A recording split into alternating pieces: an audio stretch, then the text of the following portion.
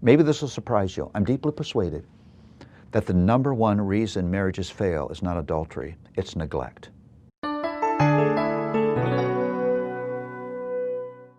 Parenting is terrifically demanding.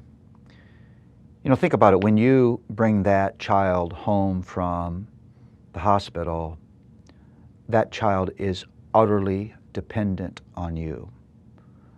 This is not a pretty picture, but if you would leave that child in a crib and walk away, in several days the child would be dead. They have no ability to care for themselves, to sustain themselves. And so parenting becomes this 24/7 focus. Now, it's right for you to have a servant spirit toward your child. But you also have to understand that long term, the greatest gift that you will give to your children is a beautiful, loving marriage of unity and understanding and cooperation and service. And you can't let the demandingness of parenting get in the way of the health of your marriage relationship. Luella and I, early in our marriage, realized that we were going to be parents and we were going to have a busy ministry life, and if we did that, we would have to protect our relationship. And we determined that we were going to spend time outside of the house every week so that we could just be together as a couple, so we would have time to talk about the things that we needed to talk about, to deal with the things that we need to deal with, just to enjoy one another and remember our love and affection for one another. It wasn't always easy. Sometimes we had no money and we would go to a park and just sit on a park bench. Sometimes it was hard to find people who would watch our children for us, but we did it religiously.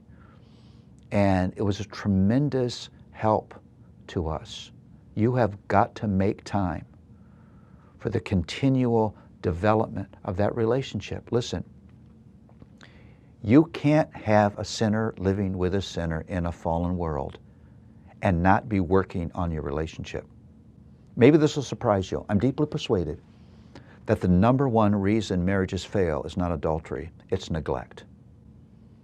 Long before a person gives way to the temptation to be unfaithful, that person has been unfaithful to that marriage and neglecting it. A marriage is a lot like planting a garden.